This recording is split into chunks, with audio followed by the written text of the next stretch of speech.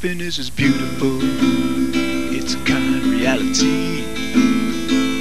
Happiness is the highest good, happiness is free. So let's be so very happy. Yeah, let's be so very happy.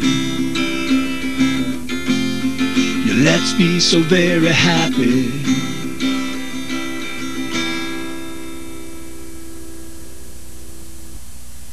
Welcome to the Happiness Show. This is George Ortega. I'm here with Dr. Douglas Ram, and we're here to talk about happiness because happiness is, always has been, and always will be the point of it all.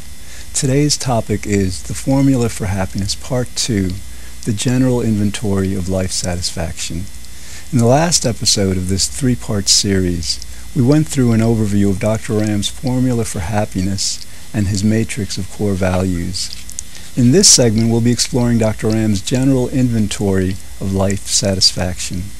For those of you who missed our last episode, Dr. Ram is a board-certified clinical psychologist with a practice in suburban Pittsburgh, Pennsylvania. His pioneering research on the relationship between happiness and human behavior has attracted worldwide interest since it was introduced to the scientific community in New Ideas in Psychology, an International Journal of Innovative Theory in Psychology, in 1996. His book, The Formula for Happiness, was published in 2004. He has also been published in The American Psychologist, the journal of record for the American Psychological Association. Dr. Ram is a member of both the American Psychological Association and the American Philosophical Association.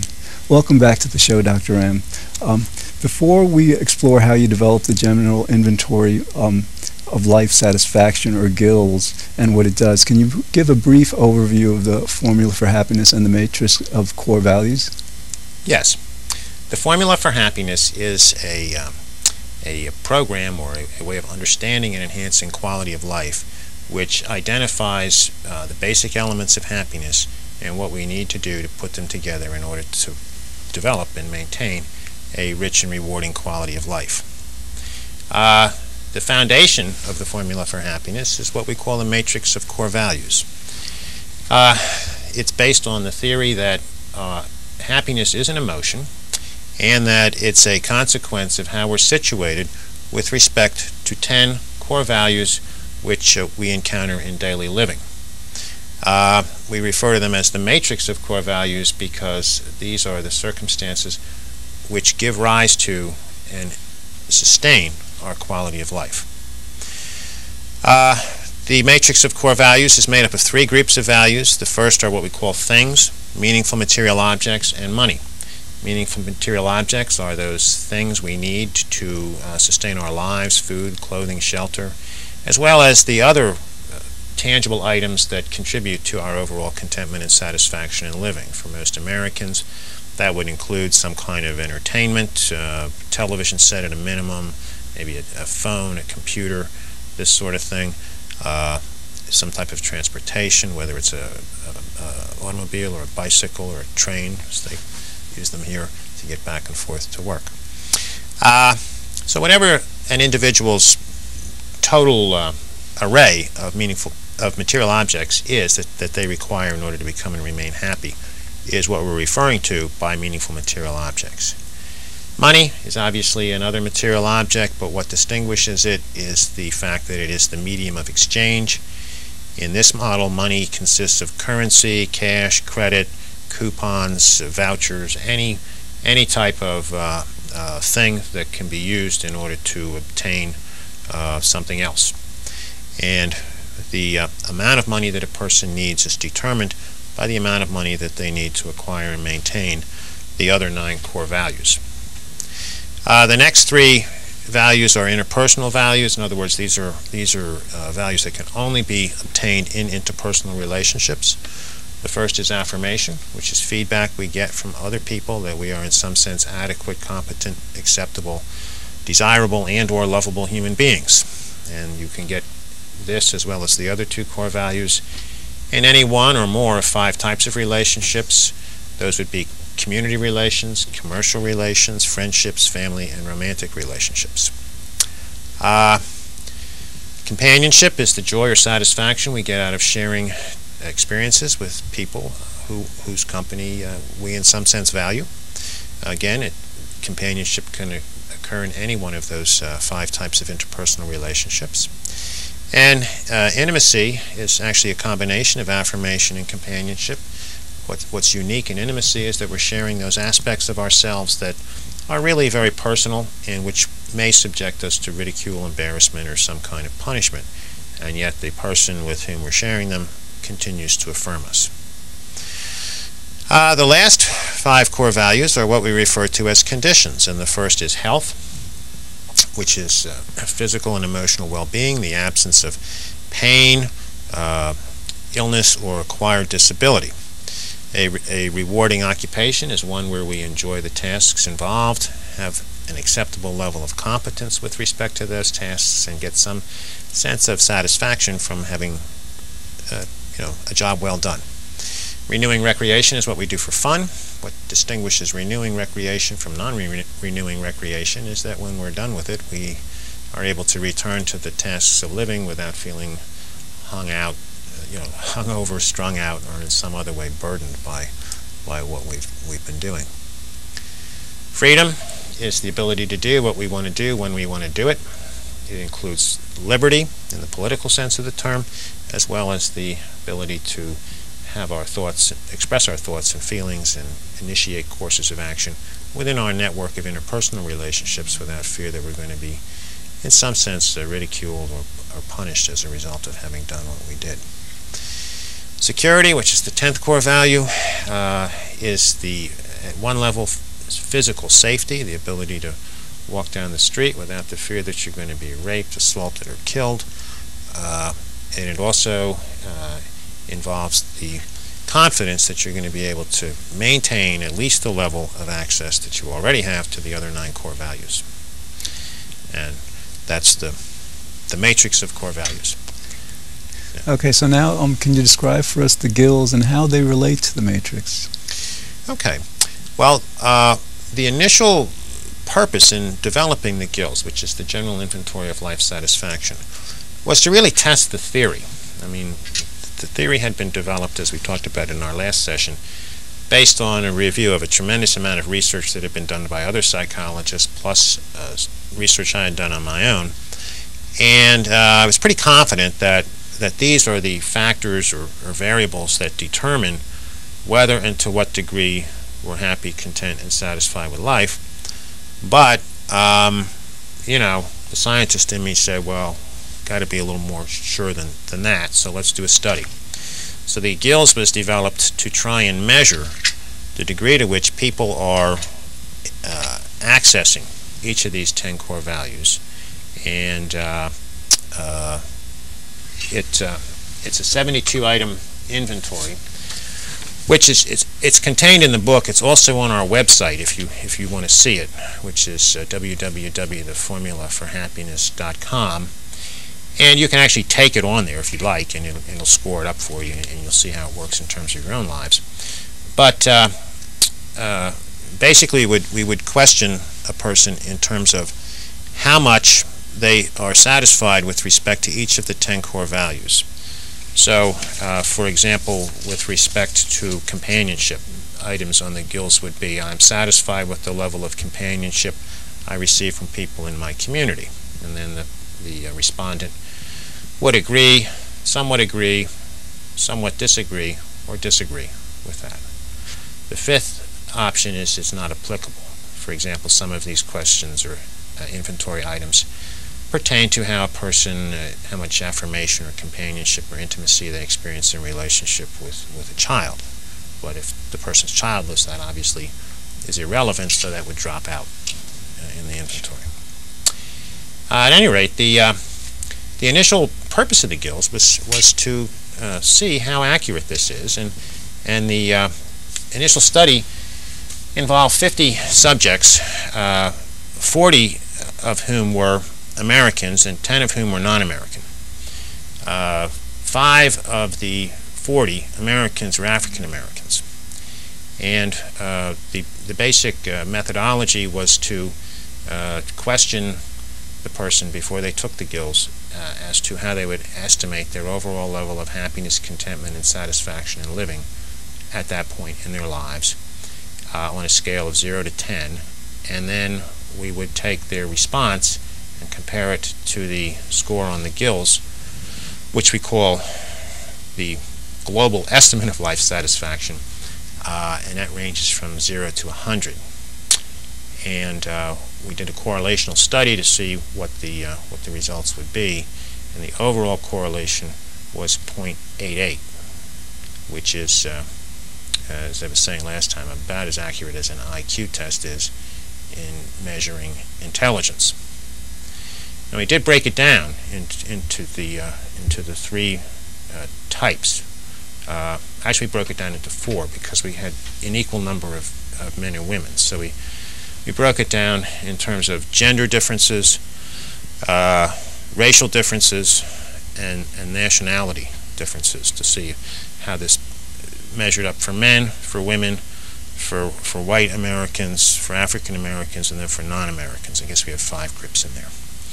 And for the most part, the correlational coefficient hung in there at around somewhere between 0.88 and 0.8. Given what we call the power of these correlations, this is a statistical concept, the power was sufficient to conclude that the sample we used was large enough to conclude that these results are accurate. And so since then we've been pretty confident that this is a very realistic way of understanding the variables that go into determining our quality of life. One interesting thing that came out of the validity study was the realization that what we are actually measuring here is quality of life. Initially, the initial goal was to identify the elements that make up happiness. But as we began to recognize that these are variables that have on one extreme happiness, contentment, and satisfaction in living, and the other unhappiness, discontent, and dissatisfaction with living, we began to see that what we're really tapping into here is this variable we call quality of life, and that the gills enables us to assess where a person stands with respect to that continuum of quality of life. Right, and how did you exactly come up with the items, with the specific items you used for the gills and the scoring system? Well, we came up with the items based on the theory. For example, with the interpersonal values, we wanted to look at where a person stands with respect to each of the 5 types of relationships that I identified a little earlier. We threw in a couple more, too, that are non-human, recognizing that some people get a lot of their interpersonal values met through relationships with animals. So one of the items actually deals with how satisfied a person is with the affirmation they get from a pet, a dog or a cat, which can be very affirming. Studies have shown that people, for example, who live in prisons and nursing homes experience a significant improvement in their subjective well-being when they're given an opportunity to care for a pet. So we use that as one of the items, and another was a person's spirituality. So if a person believes in a higher power or God, to what degree do they experience that as an affirming relationship? Because as we know, some people who are religious, find that their religion is a tremendous source of fulfillment and satisfaction, and others find it's a source of anxiety and dread. And the key ingredient there seems to be the nature of that relationship. So for the interpersonal values, we would use each of those concepts that went into the formulation of the value as a variable on that scale. And the same is true with each of the others. So for example, rewarding occupation, we figure that consists of 3 components. Does the person enjoy the tasks of their job? So that would be one question. Are they reasonably competent at it, or acceptably competent at it to keep their job? So that would be the second item. And then the third is, do they get some sense of satisfaction from it? So we use those 3 items to measure the degree to which a person's occupation is rewarding. Now the scaling itself is a little unique because I don't know how familiar your audience is with psychometrics, but it's not a simple, 1 through 5 continuum or 1 through 10 continuum on these. We felt that satisfaction and contentment and happiness on one end versus dissatisfaction, discontent, and unhappiness on the other end are kind of extremes. I mean, people are, kind of happy or they're not happy. So we put those out there as the extremes. Unhappy 0, happy's 10. Okay. And then we recognized, well, you have to have some gradation there, some variation. So we said, okay, somebody who's, sort of happy, we'll give them a 7.5. And somebody who says, I'm sort of unhappy with this, but not completely unhappy with it, we'll give them a 2.5. And that was it. So there's only 4 possibilities. You can get 0, 2.5, 7.5, or 10. We left out the middle score because the theory was that would tend to regress things towards the mean.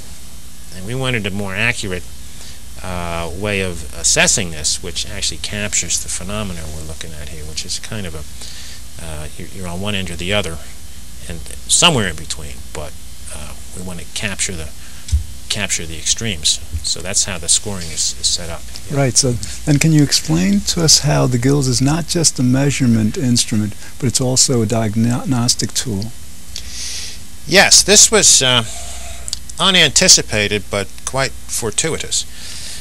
As we began to do this scoring, people who were, and we replicated it again. We had that initial 50 people in the initial study.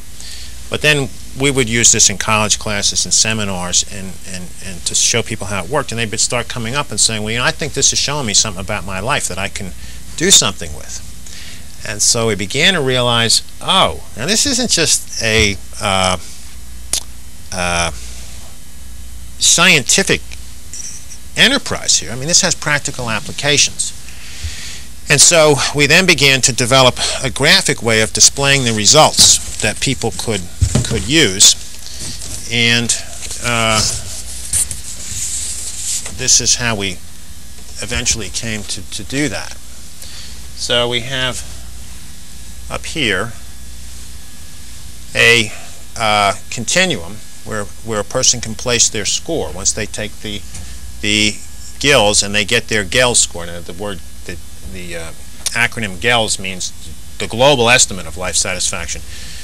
It falls somewhere on this continuum, and you can see where you stand, somewhere between 0 and 100.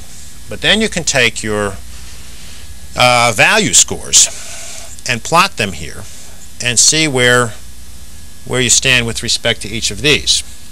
And this then gives you what we call a profile of your contentment, level of contentment and satisfaction with life at any given point in time. And so here's an example of someone who actually did this and filled in the blanks. This is a 52-year-old woman who's employed as a nurse in a physician's office. And she actually entered psychotherapy with the presenting complaint being depression, and completed a GILS, and then we plotted the results. And you can see that her GELS score is a 32, so it puts her right there, which shows us that she's somewhat dissatisfied with life, which obviously wasn't news to her because that's why she was sitting in my office. Okay. But then as we began to look at these scale scores, certain things began to emerge from this that otherwise would not have surfaced in a regular clinical interview. In other words, most frequently when people come in to a clinician's office, they present with symptoms.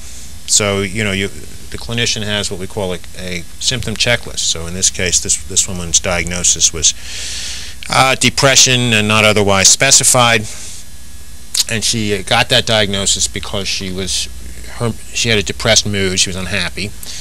She has a weight gain, increase in appetite, was having some difficulty sleeping, had periods of tearfulness, was feeling kind of worthless, and was fairly irritable. So these are the kind of things that we normally get at in a clinical interview, and then we start talking about what's bothering her. In this case, she had 2 children who were adults now. She was divorced, and they had both moved to other parts of the country, but what seemed to precipitate her depression was when the second child moved away.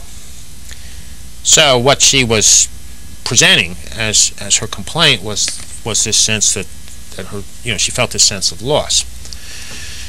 So again, in a normal clinical interview, that's what you find out. But as we began looking at this, other things began to become very obvious. Clearly, her greatest source of satisfaction is her job. Okay, she gets a rewarding occupational score of 8.3, which is pretty good. Okay, but see, she's not paid very well. Okay, so that she's got a lot of stress on her in terms of financial stress. She's divorced, and her husband stopped paying any kind of support long ago. She's sort of okay with her house and her car and things like that, and she's got a lot of freedom because she's pretty disconnected from other relationships. Okay, but now look at where her interpersonal scores are. She gets a fair amount of affirmation from her work and from some of her community activities, but when you get to companionship and intimacy, she really drops. Same thing is true with her health. She's got a number of health problems as well as depression and anxiety. And then you see here too, she gets a 0 on her rewarding occupation. In other words, this woman does absolutely nothing for fun. Right. Okay? So we could begin to take these findings and formulate a plan of action where she can actually begin to improve her mood, you see, by addressing some of these deficiencies in her life. In other words, finding some kind of recreational activity that would give her some kind of satisfaction, developing or cultivating some interpersonal relationships which would enhance her companionship and intimacy. That would probably also improve her health. Okay, and then, well, in this case, she actually started doing some insurance evaluations for a life insurance company on Saturdays, which brought her money up to where she was feeling a little bit better about her financial situation. So we could begin to use this, you see, as a diagnostic tool, not in the sense that we're diagnosing psychopathology, but that we're diagnosing where the sources of discontent and dissatisfaction are in a person's life, using that then as a springboard for some kind of personal strategic planning, which we think has a reasonable degree of payoff. Right, and I suppose that has to do with then having the person create a forecasted inventory of life satisfaction, and then the forecasted estimation of it. Right. As we began working with this model, we began to realize that just because something looks like it might help, it may not. Okay, so for example, if she's going to take this job on Saturdays doing insurance evaluations, that's going to take time and energy, which will be diverted from other things. So how is that going to affect her other core values becomes the question. And the answer to that was we developed another inventory and another scaling procedure, which we call the forecasted inventory of life satisfaction, and the global score on that is the forecasted estimate of life satisfaction. And essentially it is the same set of items as the general inventory of life satisfaction. However, everything is phrased in the future tense. And the task for the person working on this is to actually go out and to the degree that it's possible, anticipate how each of the courses of action that they're considering are going to impact on their 10 core values. And then we can take their score on the forecasted estimate of life satisfaction and compare it to their general estimate of life satisfaction, and make some prediction as to whether what they intend to do is actually going to make them happier or not. And surprisingly, well, not surprisingly, but interestingly, we found a number of people who had certain ideas. Yeah, I'm going to go make more money. Okay, well, that's great. But how's that going to impact on your interpersonal relationships? How's that going to impact on your opportunities to recreate? and is, in the end, you see, if your score, your forecasted estimate of life satisfaction is less than your current general global estimate of life satisfaction, then that's probably not that's not a good course of action to pursue. Right. Yeah. Okay, Dr. Ram, we have about 2.5 minutes left. Can you briefly describe how you've been using the gills in real life settings? Yes. As I'm explaining now, this is one of the applications for it in the context of psychotherapy. As a practicing clinician, I have found this a very effective way of dealing with people who come into the office with depression. Obviously, it's not for all persons, but many people have benefited from this. In June, I'll be training other psychologists at the Pennsylvania Psychological Association's annual convention on how to use this in a psychotherapeutic setting. It can also be used for counseling. Again, the main difference between psychotherapy and counseling is that people who receive counseling services aren't necessarily symptomatic to begin with. So in a counseling setting, this can be very useful.